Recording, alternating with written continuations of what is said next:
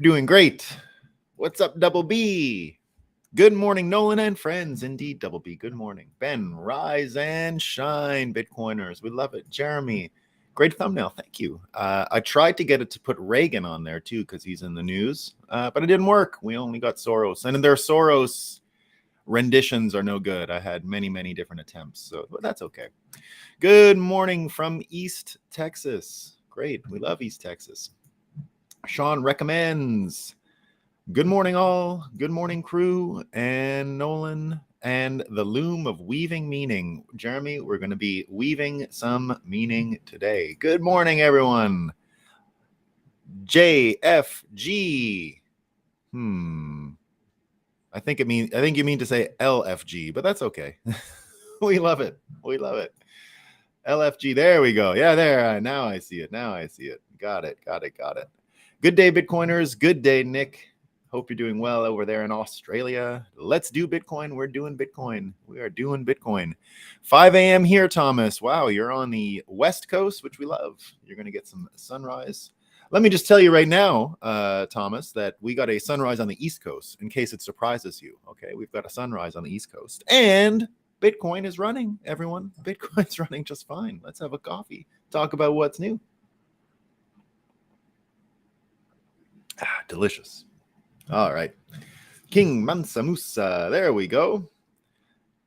Greetings from Florida, where Bitcoin is the hope of the world, a new financial system that is fair, transparent, and accessible to all. King Mansa Musa, we're going to be talking about that today. We have actually the roadmap. It's out there. We're gonna get into it. But first, we got to talk about the fakest news I can find. What's the fakest news I could find? Right? Moscow time.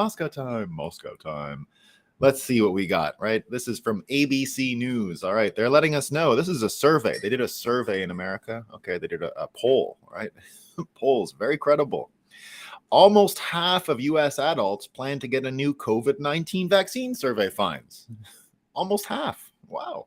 Nearly half of all adults in the United States plan to get the newly recommended COVID-19 vaccine, according to results from a survey released Wednesday. Everybody believes it. Everyone believes it, ABC. Half the people I know can't wait. They're lining up for the shot. They can't wait. I totally buy it. It totally is believable. This one's pretty good. You get this from MSNBC, right? Remember over the summer, I had a fake news featurette on Richmond, north of Richmond. I said, I predicted there was going to be a bunch of fake news written about that. It happened. And that was after the Sound of Freedom movie, which had its own series of fake news stories, right? So I predicted you'd get a bunch of Moscow time out of the Sound of Freedom movie, which did great this summer. It's one of the top grossing movies in the United States. And Richmond, north of Richmond, which we all know became a very famous song. And so there you go. You get the fake news Moscow time. Over the summer, we ran special featurettes on Moscow time for the fake news generated from these two cultural artifacts. Well, Jahan Jones, who is one of our regular Moscow time contributors, he's an MSNBC writer. He's done us the favor and he's put them all into one. And I'm going to share it with you. This is pretty great. So this is Kutcher, the guy from Ashton Kutcher, the guy from That 70s Show, into Bitcoin, by the way. But I'm not defending him here. So Ashton Kutcher and Ballard is the guy who the Sound of Freedom is based on, right? So Kutcher, Ballard seem to reveal an ugly side of trafficking activism, okay? Here's what two men who have been portrayed as heroes in the fight against sex trafficking have unwittingly helped show, right? So, Ashton Kutcher's video, no good, they say, and the glowing letter for Danny Masterson, very bad, which I think we can all agree with, right? And so here's what he says. Jahan Jones lets us know, though. Let's start with a simple statement of fact. I gotta give him a chance here, right? Sex trafficking is a horrific crime and one that is underreported. Okay, it's a legitimate problem. Okay, we're on board, right? I'm grateful for the folks who earnestly, sensitively, and carefully engage in efforts to end it, right? So you got to be sensitive and carefully. You got to end child. You got to be sensitive if you end child trafficking, right? Statement of fact around trafficking has become tinged with a bit a bit, he says, of political conspiracism, by which I mean portions of the Discord have been infected with Pizzagate-esque crackpot theories that serve political goals, embrace harmful mythologies about the source of the most sexual violence, and are more, perhaps most disturbingly, can serve as veils that shroud actual instances of sexual violence. Okay, so what else does he have to say? Oliver Anthony's recent chart-topping song "Rich Men North of Richmond" seems to make a QAnon-esque allusion to child sex trafficking. But when it comes to those who spread conspiracy theories online, it can be hard to differentiate the malicious from the simply misinformed. But in my view, it's undeniable that references to sex trafficking now come up with a bit of pulp culture currency. Speaking out against it can allow someone to signal their purported virtue by focusing on, if not obsessing over, sensational tales rather than looking closer to home. By fighting against sex trafficking while advocating for a friend convicted of sexual assault, Ashton Kutcher showed us what hypocrisy on the issue looks like. But there's plenty more examples to go around. Too good. The next one I got, you got to actually go see the video, okay? It's a bunch of fake news that was generated from this Cassidy Hutchinson girl, right? Cassidy Hutchinson. She was Mark Meadows' staffer, and Mark Meadows was, I guess, chief of staff or something important in the Trump administration. So she was like a staff of a deputy of the White House, right? And she's come out now, and so first of all, she's the one in her testimony for the January 6th thing that was like a flipped witness. And she goes on about how the Trump actually tried to grab the wheel of the limo. You remember that whole fake news story that Trump actually grabbed he tried to grab the steering wheel of the presidential limo. But of course it's impossible because there's a security barrier between them and it never happened. But the idea that this picture exists of Trump like yelling at the limo driver to turn that way, I guess they call it the Beast, right? So the Beast is the name of the presidential limo. So apparently the story was, and of course it was deemed garbage immediately because it's not true. But here's the thing. She goes on to, so she writes a book, right? And I don't even know what it's called. Let me see what it's called actually. Enough. It's called Enough, right? It's called Enough. And by the way, she doesn't seem to be lying necessarily, right? She's just not great at, she's not very persuasive, right? But something about her is compelling, right? So I wanted to give her the benefit of the doubt and listen to her and just see what she has to say, right? Now, the Beast story made her credibility seem very low. Now, again, I'm not sure she's operating on a Machiavellian level, right? I think that she's been persuaded that her time with Trump was really, really bad. And what I mean is not a great liar, not great at getting her talking points out. But nevertheless, credibility is not what I'm looking for here. I don't think she is like in on it, right? I think she's giving her general, but I'm mind reading, so I don't know. But here's what you got to see. So she goes on MSNBC, and this interviewer, Lawrence O'Donnell, I guess, it doesn't even feel like you're watching the news when you watch MSNBC in this clip, okay? When I watch Fox, I feel like I'm getting I feel like I'm getting the same thing I would get on CNN. It's sort of like home team, a little bit of we're on a team and we have an ideology and this is what we're talking about. In the case of MSNBC, it looks like they're describing a fictitious world which doesn't exist. And you actually feel the hand of psychological manipulation when you turn it on because you're having to accept this reality that they live in. And I think the reality is a complete and utter construct and not real and based in reality at all. It's just projection from the psychological manipulators who we're going to talk about today, right? We're going to be talking about them because we found out more about how they operate. Weirdly, yesterday we got a whole bunch of, we'll be talking about the debate, yeah. We got a whole bunch of just info from Mike Benz and this from Mark Dice about Cassidy Hutchinson and what's going on. So you got to see this interview with Lawrence O'Donnell. So first of all, he starts off with this like really sob story or dramatic story about a young girl goes into a shop. Nobody in the shop knows she has no money. Nobody in the shop knows that her credit cards are maxed out. And she goes and buys a white blazer. And little does she know that it will be the last time she can walk around in public in America, because she's about to become the most famous whistleblower in the history of US politics. And he goes on to say that the book is going to go down in history as the most important book about the insurrection in the history of America.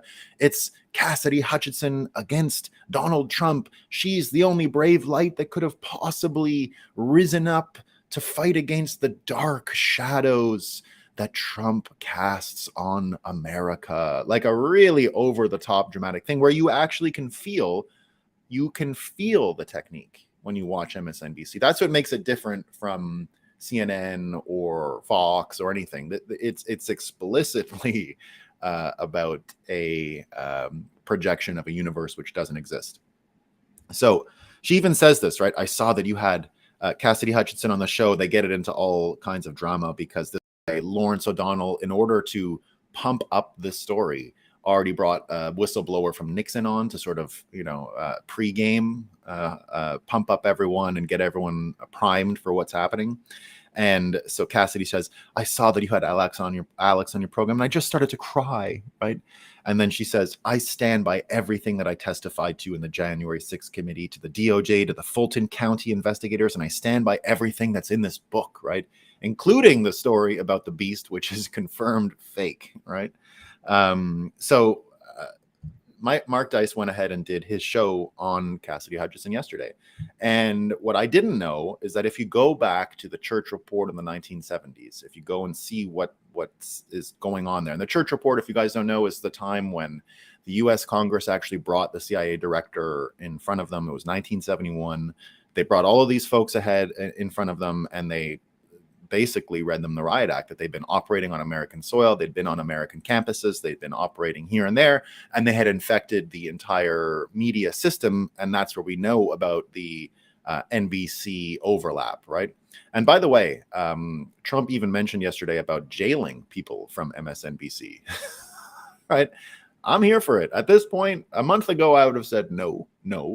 But now that they actually have the death penalty attached to some of Trump's indictments, well, that's the game we're playing now in America. We're playing a game in America where no matter what in the next election, someone's going to jail. That's the world we now live in, right? So we have to accept that. And again, I would have said just a few months ago, no. I was even a person saying that Trump was opening up a can of worms you didn't want to deal with when he used to do the lock her up chants back in 2016 about Hillary, right? I said, I don't know about this. Again, right? I think Trump was probably right. I think they would have treated him the same way, whether he said that about Hillary or not. But nevertheless, we have to live with, you got to Trump's expensive, right? Never forget. We love Donald Trump, but there's a price to pay to having him around. And this is one of those prices, right? But Mark Dice broke down books and publishing that was in the actual church report, right? The investigation into the CIA's influence in the media produced a report, and on page 192 and 193, there's a piece called Books and Publishing Houses, and it says, covert propaganda is the hidden exercise of the power of persuasion. In the world of covert propaganda, book publishing activities have a special place. In 1961, the chiefs of the CIA's covert action staff, who had responsibility for the covert propaganda program, wrote, books differ from all other propaganda media, primarily because one single book can significantly change the reader's attitude and action to an extent unmatched by the impact of any other single medium. This is, of course, not books at all times and of all readers, but it is true significantly often enough to make books the most important weapon of strategic long-range propaganda. And they get into the actual way this works, right? So according to the chief of the covert action staff, the CIA's clandestine handling of book publishing and distribution could get books published or distributed abroad without revealing any U.S. influence by covertly subsidizing foreign publications or booksellers, get books published which should not be contaminated by any overt tie-in with the U.S. government, especially if the position of the author is delicate, get books published for operational reasons, regardless of commercial viability, initiate and subsidize indigenous national or international organizations for book publishing or distributing purposes, stimulate the writing of politically significant books by an unknown authors, either by directly subsidizing the author if covert contact is feasible, or indirect. What they're basically saying is the writer doesn't even have to know that they're a part of this. And it turns out that something in 1971, something like 2,000 books, the CIA had already backed. And by backing, they put it at the top of the sales chart. They buy a bunch of copies so that the New York Times thinks it's a bestseller, or probably today Amazon thinks it's a bestseller.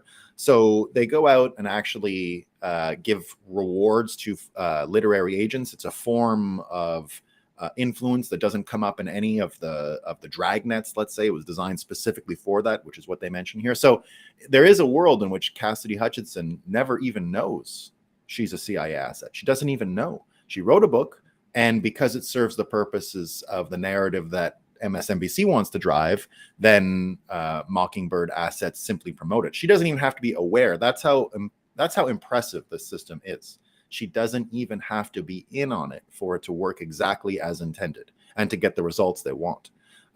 So you can go through this whole thing, right? Mark Dice breaks it down about exactly how this works. And if you imagine that already in 1967, if there were 2,000 books, it's not 1971, it's 1967, they say here, that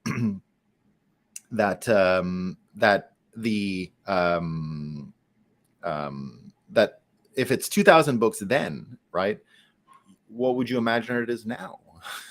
What would you imagine it is now, right? Are Stephen King's books his own anymore? Some people say no, right? Some people say no. I don't know. I have no reason to believe Stephen King can't keep producing books. He was a prolific writer, but it could be, right? It could be. But nevertheless, seeing how this worked, seeing how this book publishing thing happens is, I think, a really good template for understanding what else we have to talk about today, which comes from another Mike Benz piece. So Mike Benz wrote about Ronald Reagan and George Soros, or did a video yesterday about Ronald Reagan and George Soros and where the CIA mixes into all of this in the 1980s. What happened in the 1980s, right? So the reason I bring it up is because yesterday in the debate, of course, the Republicans had a debate yesterday. Very boring, very stupid. All I saw from the debate was everyone's afraid of Vivek. He's too powerful. He's too smart. They can't handle him, and he sticks out and contrasts with every single other candidate on the dais in the same way that Trump did stick out 8 years ago or 7 years ago or whatever. Cernovich says they are all afraid of Vivek, right? So he comes out and says it straight up. They're all afraid of him. Funny, they even bring the airplane into it like Trump does sometimes. So Fox is already taking like cues on production from Trump. One of the great TV producers of all time with The Apprentice, right? Absolutely. Don't forget, Trump knows how to produce TV. So Cernovich writes, they are all afraid of Vivek. And Peachy Keenan says, with good reason, he's the only one on stage who comes across as a totally normal person, a really smart one, but free of weird tics, apocalyptically cringe lines, and terrifying facial gestures the other candidates are blasting out. Vivek for the win, is what they say. And indeed, Vivek did get into some of his ideas and policies. He, I thought, was one of the few that actually made coherent sense when it came to energy and the economy, right? He says, if I was giving advice to those workers, he's talking here about Joe Biden joining the picket line. You know, Joe Biden went and joined the picket line in Michigan with the United Auto Workers who are also striking, and says, if I was giving advice to those workers, I would say, go picket in front of the White House in Washington, D.C. That's really where the protest needs to be. Disastrous economic policies that have driven up prices, driven up interest rates, mortgage rates, at the same time, wages remaining stagnant. What we need is to deliver economic growth in this country, unlock American energy, drill, frack, burn coal, embrace nuclear energy, stabilize the US dollar itself, and rescind the majority of those unconstitutional federal regulations that are hampering our economy. This is how we unleash American exceptionalism. So just, kind of a home run if you really think this is the way out of our troubles, right? And I think most people still have a certain amount of hope that the political system and the two-party system can actually solve problems in America. Here in the breakup, it's kind of the point, right? We're sort of broken up with that idea. we're not expecting too much other than some space drops and some more chaos, right? But here we go. just a second here. Okay, so now Ronald Reagan came out. The Ronald Reagan Library is one of these libraries that comes out and says, "Oh, Trump is an insurrectionist. He can't run again." And so Reagan was heavily featured in the show last night. There was a tribute to him before in the debate. Lots of people referencing him still. So Mike Benz made a video and brought everything back to Reagan's time and gave us some historical setting for both Soros and Reagan, because they actually overlap in the 80s when it comes to understanding what's going on today. And this is what happens. So this church commission thing in 1971 that I just referenced about the books that Mark Dice was reading from actually ended up having a huge effect on the CIA. Basically, its name in the 1970s in Washington circles anyway became dog shit after. A lot of people understood what exactly did happen with Nixon. A lot of people understood what was going on. And when Jimmy Carter took over in 1976, it was on this sort of cleanse America, cleanse it of this government overreach, cleanse it of the psyops, cleanse it of all the dirtiness and nastiness that had been going on in the 60s and through the Nixon years.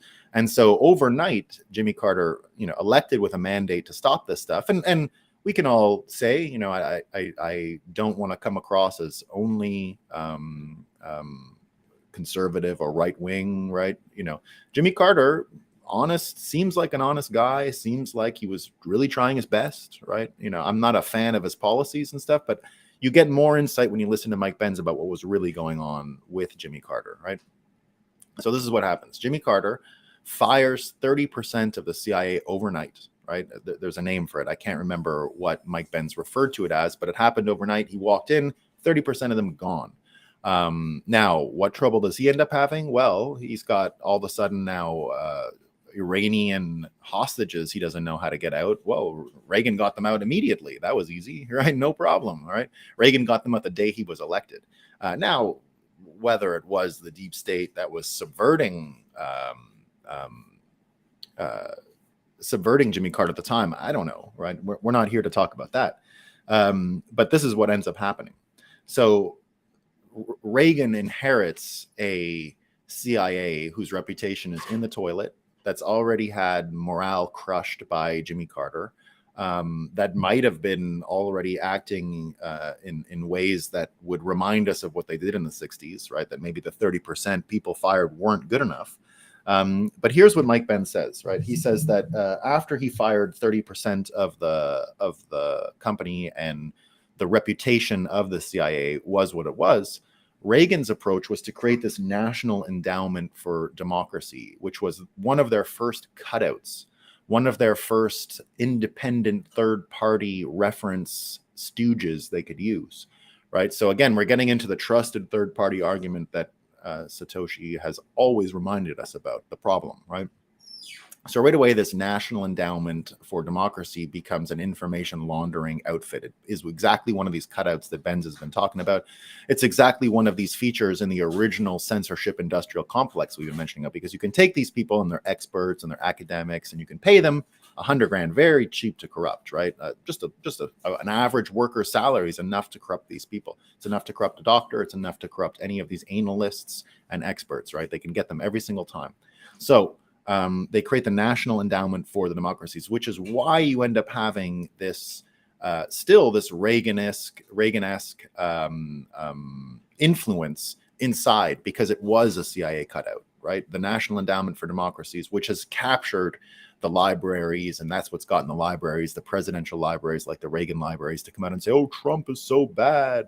So what Reagan ends up doing is he creates, according to Mike Benz, a new system where these cutouts can actually get money, right? So what he's doing is he's actually creating an incentive for these people to go out and get money, and he creates a situation where the cowboy-Yankee alliance really becomes solidified. And by that, he means the Main Street Republicans, the Chamber of Commerce Republicans, the cowboy Bush folks, and the Wall Street folks, and that in this case is the George Soroses, see the blueprint, right, and are even led along by the CIA to do something similar to National Endowment for the Democracies, these cutouts. So George Soros creates his, what is this thing called? The Open Society Foundation. Now, he starts it as a tax scam in South Africa, right? Just a second here.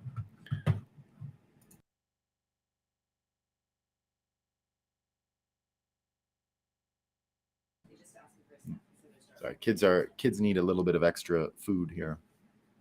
So they start this Open Society Foundation.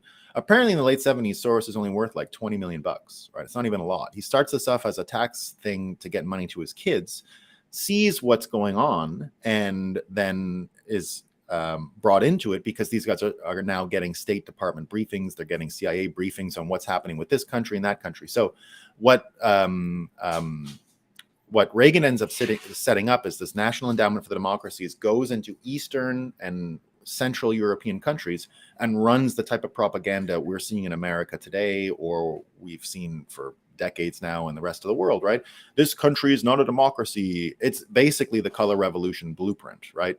This country is not a democracy. These institutions, which are all American funded, are the ones who will tell you who's credible and who's the real person you have to be listening to. And so they work heavily in Poland. They work heavily in Germany. They're basically anticipating the fall of the Soviet Union, or working financially towards the fall of the Soviet Union. And so when it actually is successful, when the Soviet Union finally does fall, all of these groups are financially incentivized now to continue with this information laundering system. And they're also now on top of, and this was part of the deal, if you get involved in the CIA information laundering systems, because the CIA is now not allowed to do this kind of, right, because their reputation was in the tank.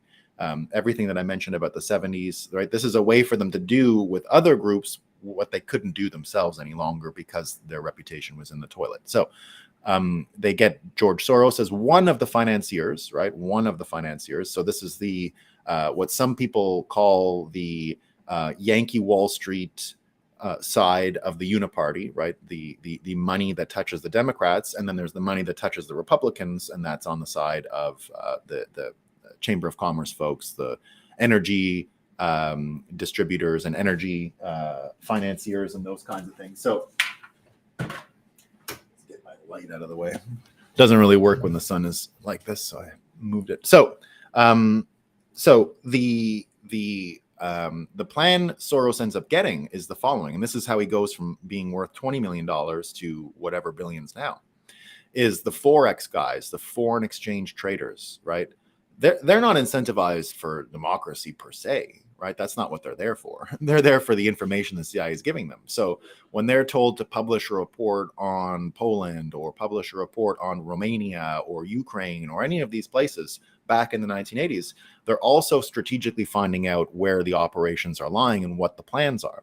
So when you look at these communist countries, right, they had trillions of dollars held in public balance sheets, if you can call it a balance sheet, but there's no private property, right? So when the Soviet Union and the communist bloc falls, there's a huge windfall with dumpster diving prices for all assets in the Soviet bloc. And that's why George Soros has been quoted as saying, I built my empire out of the rubble of the Soviet Union, right? Out of the rubble of the Soviet Union. The simulation winking that the Rubble and the Ruble, the money of the Soviet Union. I've been to Soviet Union. I've been to Russia and the Soviet Union. I got all the old Soviet coins in like plastic laminate. Right? I got all the old Soviet coins. I got a bunch of rubles too, but who knows what? I don't really care. Right? More shit coins. So I got, when I was there, the old money was just like you buy it as tourist stuff now. It's not worth anything, obviously, right? It's really cheap quality metal and blah, blah, blah, as you can imagine, right? So the Open Society starts doing this stuff regularly. And this is how they know whatever country is going to be toppled next. They just pile in on the money and are way ahead of the beat, way ahead. So he goes from being worth, George Soros goes from being worth just 20-something million dollars in the 70s to being a multi-billionaire. Now, when Canada did its thing, right, with the truckers and all that, I actually, was thinking, well, why don't we just do what George Soros did? Like, why don't we just, as Bitcoiners, attack the Bank of Canada in a speculative move the same way George Soros did to break the Bank of England, right? So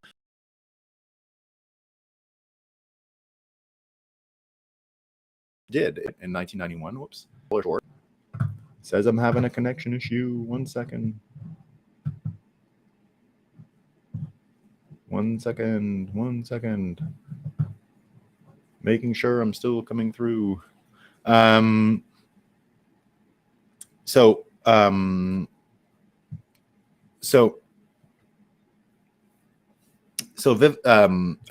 George Soros in 1991 did the following.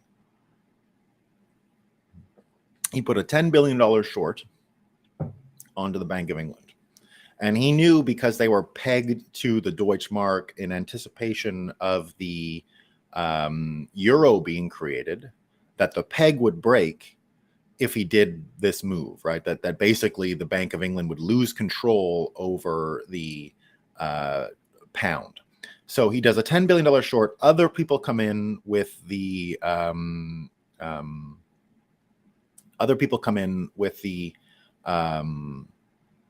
with shorts as well, right? They lead in with him. His 10 billion was enough to lead the spearhead, but more came in. We don't know how much exactly, but enough come in.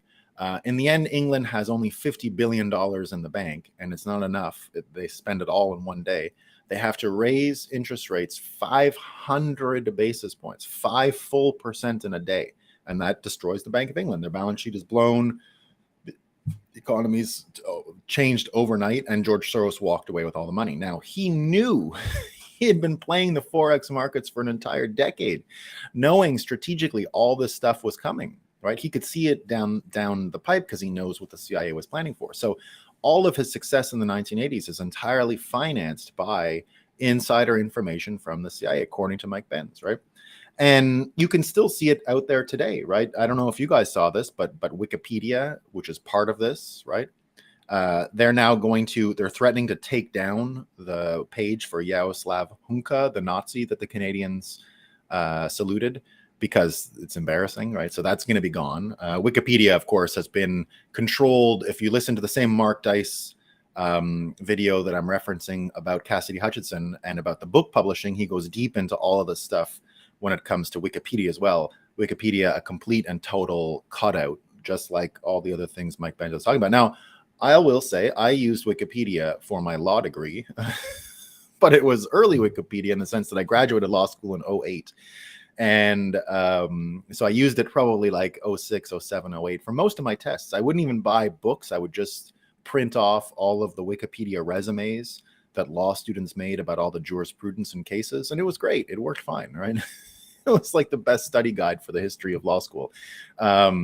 Now, I used to always make the argument that because it's just nerds in the early Wikipedia days making court references in a much less politicized society, that it was trustworthy. And indeed it was for what I was doing, which is regurgitating school answers. Although law school is not only that, right? Law school is not rote memorization. All law school exams are open book for that reason. Good luck, right? You can have all the books you want. Good luck. See how it goes. So the carve outs and the money that these folks made using this system, you can still see it in place today, right? Wikipedia, yesterday, Blinken, right? So Blinken, our favorite guy, Blinken. By the way, I gotta say, so he puts a video up, right? He's at the White House because they're launching a new global music diplomacy initiative, all right? And his tweet is, "I couldn't pass up tonight's opportunity to combine music and diplomacy. Was a pleasure to launch the State Department's new global music diplomacy initiative," right? And even David Sachs says, well, that's a surprise, right? If he can only do diplomacy as well as he does music. And I mean, he was good. Blinken was really good, right? I'm not playing music is like showing off. He's a good show off. I mean, really good, talented, sings well. He sang like some blues. It really surprised me. I mean, his pianist was wearing a mask. That also surprised me. Mask people. But Mike Benz had something to say about it as well. So he's there, Blinken, doing a great job, actually, like a great job, right? Like a talented musician. Then I didn't see it coming, indeed, just like David Sachs. So I underestimated him mistakenly. And Mike Benz says, "In the past month, I've made threads about close to a dozen music groups sponsored and wielded by the State Department and CIA for the purpose of soft power projection and regime change. Now we see why I talk about it so much. State just launched a new formal program, a thread on the State Department CIA recruiting Cuban rappers to mobilize regime change street protests. And they've been doing this stuff for a while, right? Get into the culture, get into the music. And again, that's what I think we're seeing today. And he even mentions that the State Department CIA cut out back the Russian rock group band Pussy Riot. I actually met Pussy Riot at a party a couple of years ago.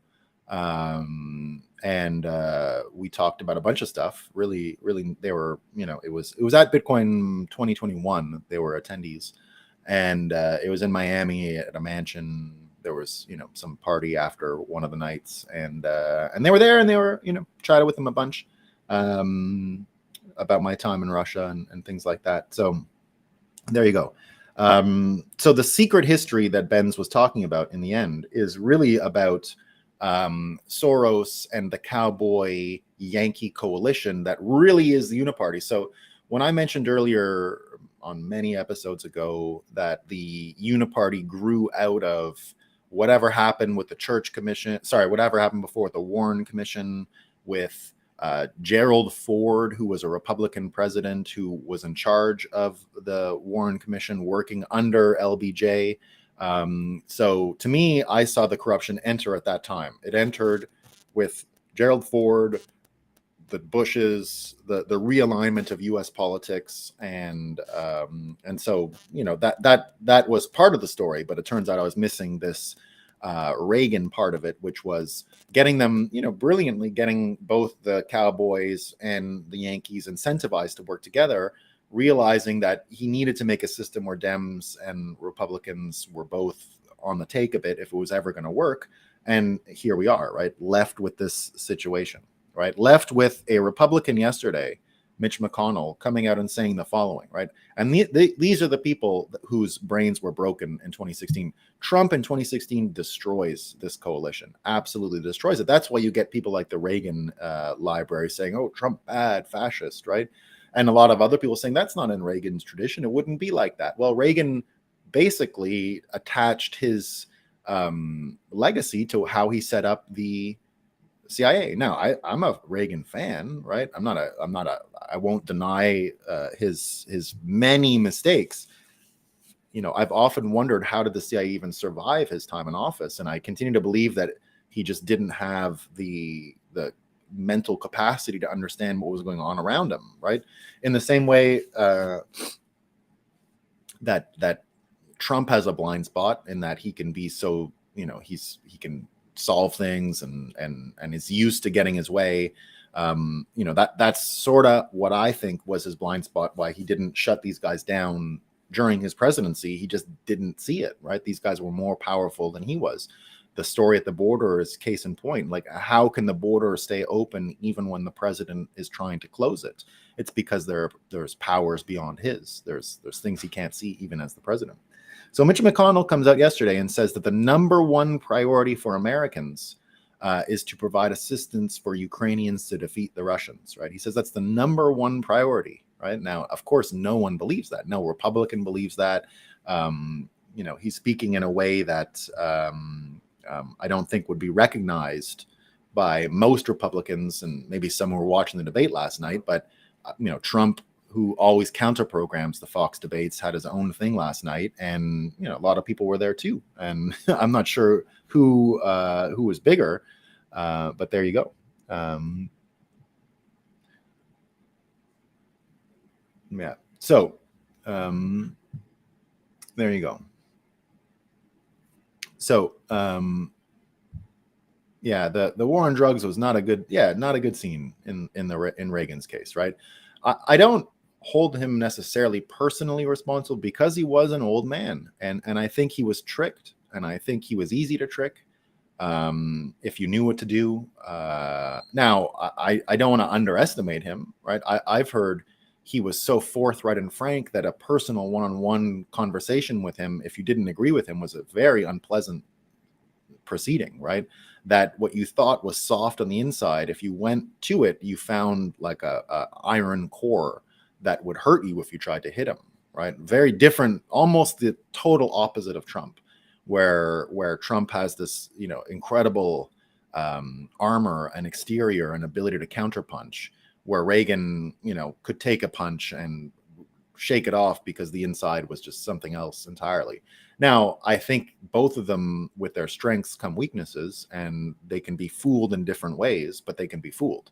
And it looks like I've always just accepted that Reagan was regularly fooled by his administration and was regularly misled in the same way that most CEOs are misled in their own companies. Like, it's the same reason why I continue to believe that Jack Dorsey had absolutely no idea what was going on. And I believe that. I actually believe that Jack Dorsey had no clue what was going on in Twitter when it came to the Twitter files and the censorship industrial complex, because like many CEOs, he was the least informed and least aware of what was going on in his own company. That's standard. That's standard. From what I've seen in my life, that is standard. CEOs, the least aware, because everyone's job is to keep the truth from them.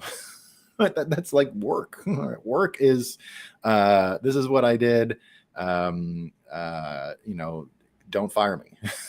Like, that's for most people, that's what's going on, right? So there you go. The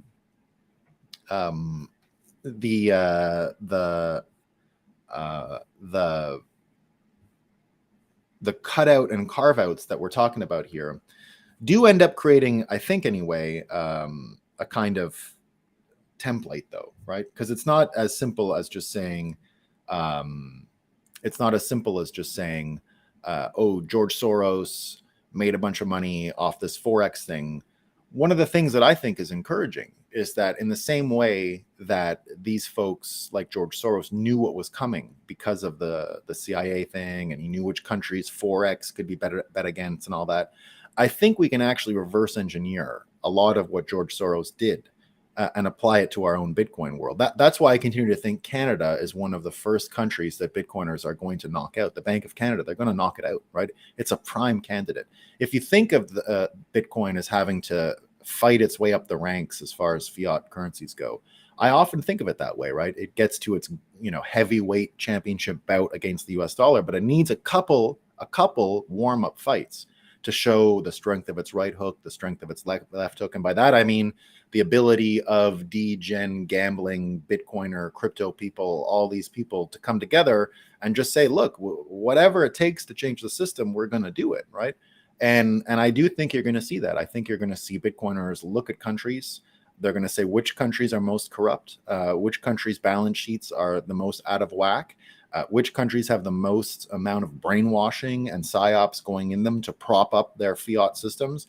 I put Canada, Australia, top of the list, right? Top of the list. So one day you're going to have the whole world can participate, though. It doesn't have to be captive Canadians, right? The whole world can short the Canadian dollar. The whole world can short the Australian dollar in the same way that George Soros shorted these other currencies before. So indeed, the rubble of the ruble, right? What George Soros did to build this empire, knowing a little bit beforehand what was going to fall first, I think Bitcoiners have, because our worldview is more accurate than other people right now, because we have a sense of what is actually going on, in that we can follow the money, we're financially literate, we can follow the media, we're media literate, we're energy literate. And if you combine all of those qualities that Bitcoiners have, we're all kind of mini Soroses now, in the sense that we have insider information.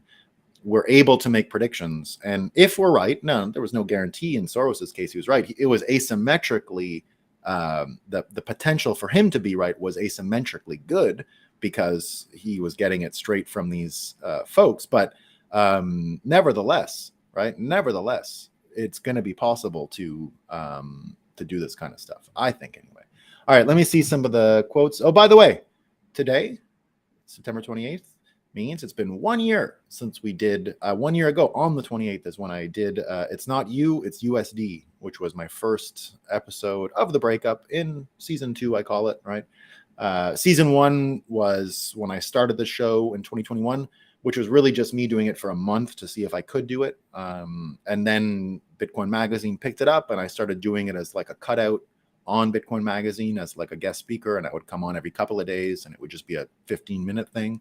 And then we did that until the Bitcoin 2022 show, at which point we rejigged everything, and I relaunched it last year as a daily morning show, which was always the design. I was just trying to build up an audience a little bit first before we did the daily live show. So it's been a year since today. Amazing, huh? So I just want to thank all of you for coming. Right, it's actually been a great part of my life for the past year, and have no desire to stop and enjoy doing it. So it's no stress to me. So there you go. I wake up generally excited to come and meet with you guys for coffee in the morning. The only time I ever get a little bit stressed is when the news is so boring, or when I have to repeat the same story. Like, notice I didn't talk today about any Hunter Biden. We all get that story, right? We all get that story. So there you go. Anyway, been a year. So let's see some of these comments, and we'll see what's up. Yeah. Jeremy, can't wait for the folks at MSNBC to have their nuclear reactors. Jeremy, they might get them. They might get them. They might get them. Government schools and government indirectly publishing into the social sphere. It's not surprising. Yeah. Fear of Vivek. Intelligible competition. Oh my God. Yeah. Vivek is too good, huh? It's too good. Good morning, Daywalkers. Good morning, Andre, pardon me. Good morning, Bitcoiners. Catacombs. Nice to see you, my man. That's quite a thread from Mike Ben Cyber. National Endowment for Democracy, Open Society Foundations, Color Revolutions, Forex, and applicability towards BTC strategy. Yep, that's what I see, guys. I see exactly this, what Jeremy is mentioning, right? I see Mike Benz being, to me anyway, the best follow the money guy I've ever come across. I don't even know where he came from. He's like he's like an unlocked, like an achievement unlock situation where you get this guy who just joins the game and has all these great answers, right? Making this a lot of fun. He's definitely on my regular morning news check now. So there you go. Yeah, Open Society equals Color Revolution in a box. Yeah. But look, you got to hand it to George Soros. His path is our path, right? He did, I think, show us the way, right? Pyramid 7, the Yankee and the Cowboy War. Yeah. Global music diplomacy. Blinken got the job through Blink 182. Blinken 182. Carl Oglesby. Yeah, man. I think you mean Reagan here, but his war on drugs basically destroyed my family growing up. For sure, man. Yeah, it was no good. No good. Conspiracies from Dallas to Watergate. Yeah. Always a great book to hear. Always great to hear a book reference. Yeah. The Yankee and Cowboy War. Yeah. How did Reagan survive? George Bush, CIA director, 2 terms, was his VP 4 years. No, his VP for all 8 years. Almost killed Reagan in an assassination attempt, alleging that who was authorized agent? Bush Sr. Yeah. He's a very evil guy, I think. I'm not sure, but I think so. Sorry, shit. I should have even said this. I forgot the whole point. The point was exactly this, right? What Catacombs mentions here, right? Because I forgot to mention this. I didn't put it in my file, but indeed, our man Bukele shared Santander, the bank's El Salvador outlook, and this is what they said, right? So imagine, right? We're talking about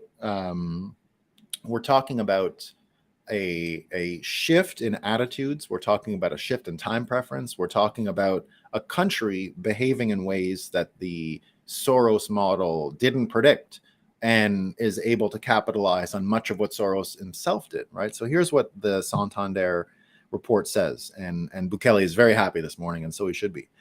There is much debate whether the ends justify the means. This is from the Santander report published 2 days ago. However, there are clear growth dividends on the much improved national security after a prolonged state of exemption. The El Salvador homicide rate has collapsed since the peak of 2015 and now stands as one of the lowest in the Western Hemisphere. Bukele says it's lowest next to Canada. The numbers are clearly impressive, right? He's got, basically no murders. This allows for many positive dividends, including an immediate surge in tourism, as well as the return of the El Salvadorian diaspora for a wave in reverse emigration and the potential for much higher FDI. The security measures may not be overly popular with the Biden administration, but it may not only reduce, but also reverse the U.S. migrant pressures. Right? They wouldn't want that. The recent UN survey among El Salvadorian residents in the U.S. revealed that 60% have stated intentions to move back to El Salvador. They sound like immigrants who've come to Canada. If you ask any immigrant in Canada in the winter, are you happy about coming here? They're like, kill yourself. I hate this shithole, right? That's what they say in the winter. Who knows? Oh, by the way, did you see this? This could have made it to Moscow town. I've been saying for a while that Montreal is the best city going right now for cities in North America. So they've made homeless illegal. It's illegal. Get out. They just arrest them. Like, they don't care. They're just gone. Bye. No, none of those people are allowed on the street. So we have literally, like, every other city I go to in North America is Night of the Living Dead. You don't get anything like that in Montreal. But also, you know what Montreal did yesterday? All of the real estate developers in downtown paid a fine that amounted to $40 million to not build affordable housing. They don't want it. They won't do it. What are you going to do? Nope. No, we'll pay the fine. Forget it. Not moving in here. So that Montreal, what are you going to do, right? Citadel theory right there. They have a Citadel theory already in Montreal. I think Quebec has no pessimism about its ability to survive anything in political future. They can't be psyoped the same way because of the language barrier that English Canadians can be psyoped, or they're not as divisible in the same way. They're divisible in their own terms. They're susceptible to psyops in their own sphere. But it never really divides them the same way. And I guess you could say in Quebec, we've lived with political division as a daily life thing because of the separation of Canada and Quebec for so long that we're very used to it, and we know how to deal with it, and it's not a problem. Like I have a million friends from when I wasn't a separatist or a sovereignist that I still have today, and now that I'm a sovereignist, they all love it. The English people are a little like, they don't really believe me. They think I'm trolling them, right? Because their minds, they're again, right?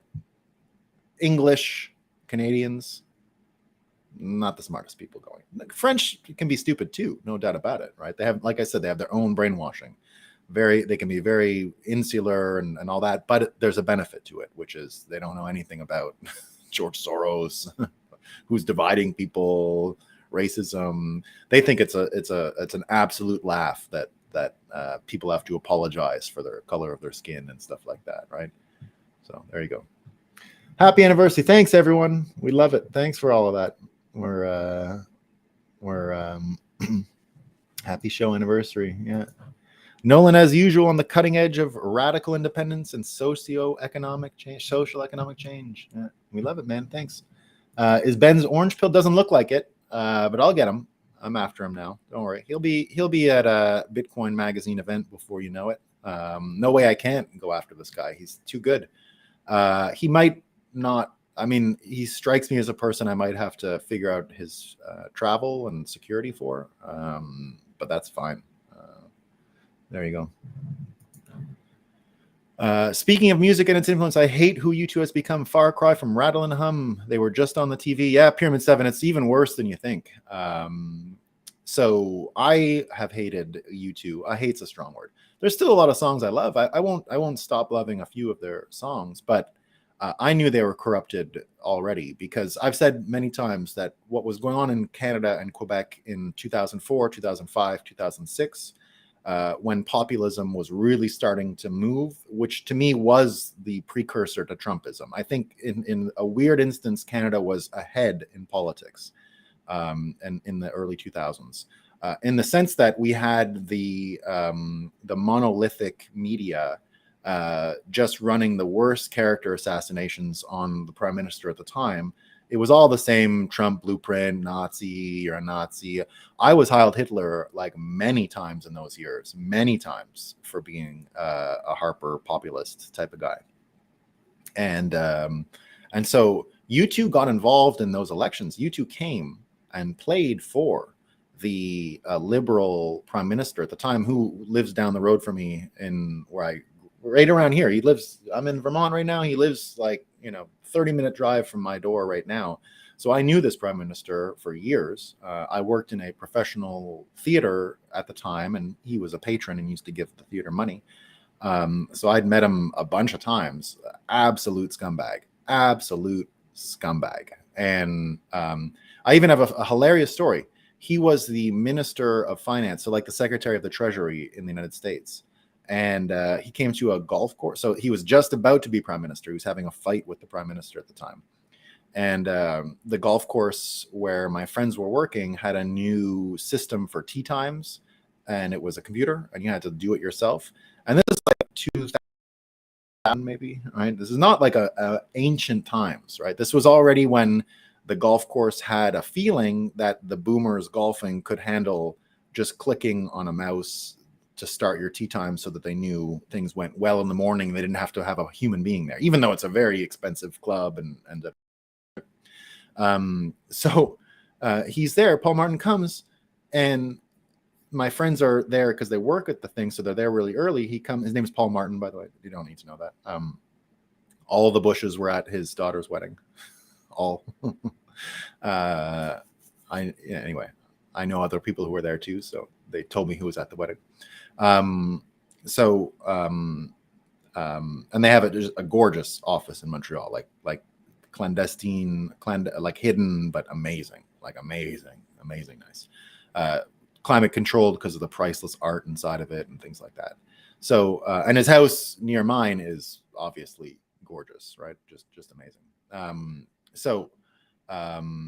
This guy got U2 to play in his campaign, to campaign with him, to do a big free concert. So I've hated U2 since then, right? Because they had nothing to do with it, and they didn't understand what the political sentiment was really about.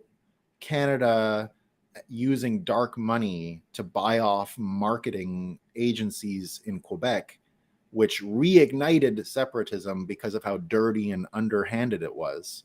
That they were going to use corrupt money in order to persuade Quebecers was an insult to people like me, even, right? That I was not a separatist at the time. I was not a sovereignist at the time, but I saw it as absolutely like an own goal. Like, why would we do this? They were not even complaining anymore. We'd won, cheated and won, right?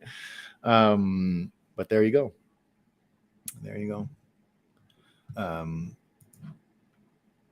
Congratulations, Nolan. I really enjoy you being here. Thank you. Thanks, Gene. I appreciate it, my man. As an expat Argentine, the prospect of a Malay president makes the thought of visiting my home country bearable. Nick, sad case. I call it when Argentina won the World Cup, I called it messy Argentine history. Suggests Bitcoin era. And this is before Milei. So I think a country, I mean, I agree. I've been down there, and it is sad to see, man. Like, you're in some of the most beautiful places. I remember saying to my friends, oh, can I, staying right near downtown, walking distance. And I wasn't even allowed to walk home at night, not good, not cool, not fun.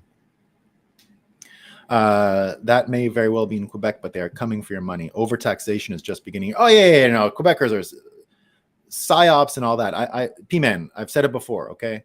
I should always remind people, I only like living in Montreal as a non-taxpayer. If I was paying taxes in Quebec, I would not be saying any nice things about it, okay? Nothing, zero. So I'm not down with the taxes and any of that. And I refuse to pay. I won't. I think that the spirit of Quebecers will survive whatever's coming next, is all I mean. It's not because they're a well-organized society or anything like that I'm suggesting. I just think they're a people, and they won't turn on each other. Really, they won't do that, right? They're a little more susceptible. Yeah, Bono thing sold out a long time ago. Yeah, Christy, Peking duck. Wow, that's crazy. I'm kind of jealous too. Thanks for sharing. Yeah, that son of a bitch. I even saw Bono accidentally once. I was walking to my office, right? This is at the time when Trudeau's office would have been across the hall from mine, across the hall and down the hall a little bit, but like this kind of thing. Because the Parliament in Canada split Senate and House of Commons, right? So I was on the end of the Senate side, he was on the end of the Commons side, but separated by the tower, the tower and the Peace Tower, whatever they call it, in the Canadian Parliament. So I'd see him all the time. And so one day I was just walking up to the building, the entrance underneath the tower, and there's a million motorcades come up, right? You get used to it. There's just motorcades all the time. But a motorcade came up one day, and out comes little Bono. He's like 5'2" or something, right? Little fella comes out, and I was like, there he is, right? But the music's still good. You don't have to. Not all of it's good, but some of it's good. If you don't know, Bono's the biggest piece of shit. I don't have time to explain. Yeah, not a good dude. Not a good dude. He's beyond sold out. Yeah, it is disappointing. I was a fan as a teenager. I mean, I'll still say, that Octoon Baby. If I was like lost on an island and I could only choose one album, my Octoon Baby would be close.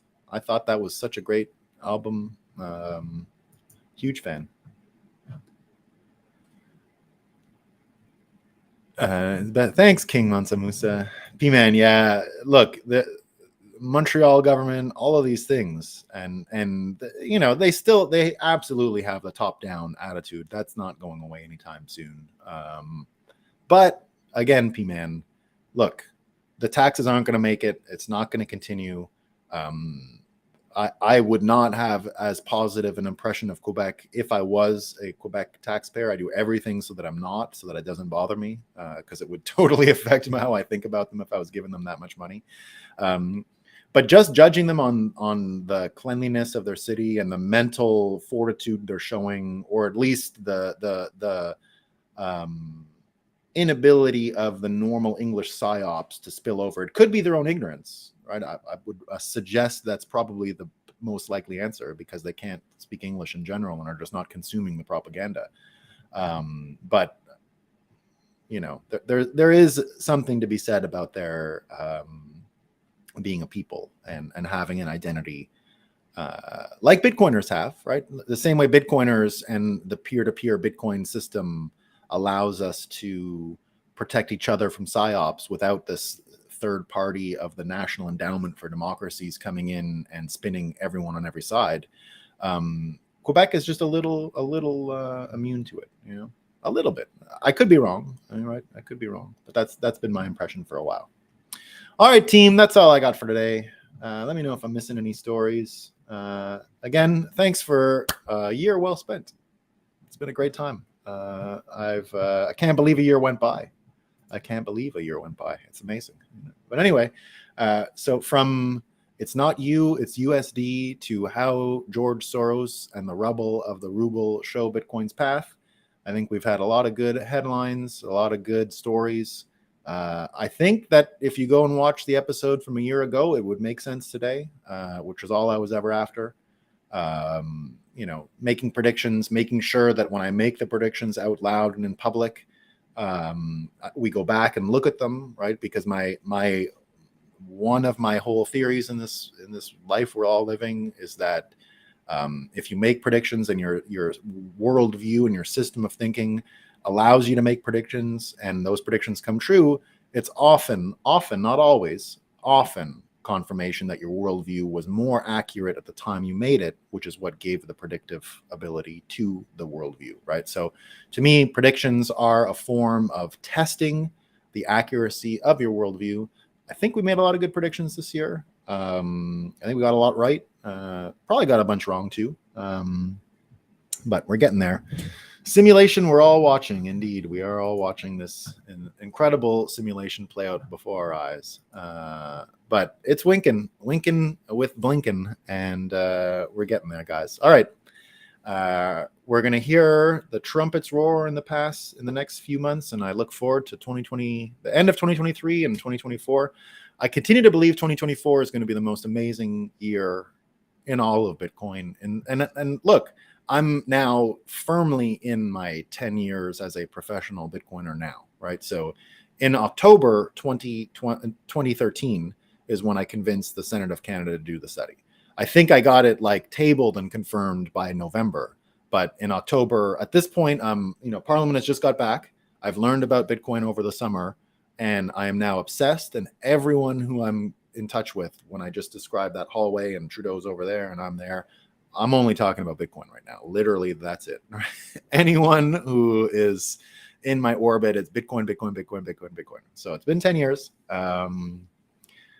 We're on schedule, guys. We're on schedule, right? To build something out of the rubble of the ruble and the dollar and all that stuff. So that's all I got. See you all tomorrow. Peace.